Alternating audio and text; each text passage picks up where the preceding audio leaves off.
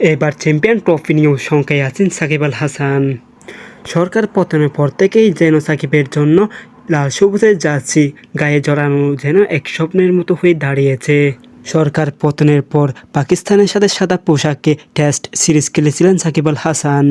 এরপর থেকে আর কোনো বাংলাদেশের সিরিজ খেলা হয়নি সাকিবের। সাকিব আল হাসান আন্তর্জাতিক টেস্ট ম্যাচকে বিদায় জানাতে চেয়েছিলেন মিরপুরে, তবে সেটাও হয়নি তার।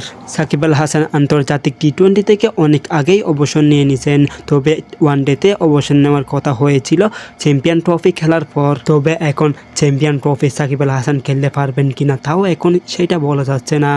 যে মানুষটি গত 17 বছর ধরে আন্তর্জাতিক ক্রিকেটে খেলে আসছে লাল সবুজের জার্সিতে, সেই লাল সবুজ জার্সি যেন সাকিবের জন্য স্বপ্ন হয়ে দাঁড়িয়েছে। সাকিব আল হাসান আদৌ চ্যাম্পিয়ন ট্রফি খেলতে পারবেন কিনা তা এখনও অজানা, তার পিছনের গল্পও যেন অজানা হয়ে দাঁড়ায়।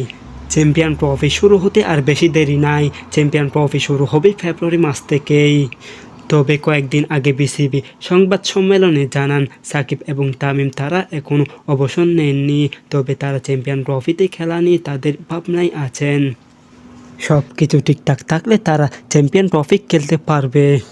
যদি চ্যাম্পিয়ন ট্রফি সাকিব আল হাসান খেলতে পারে তাহলে আন্তর্জাতিক ক্রিকেট থেকে চ্যাম্পিয়ন ট্রফি দিয়েই বিদায় জানাবেন তিনি। সাকিব আল হাসান এবার বিপিএলও মিস করতে যাচ্ছেন।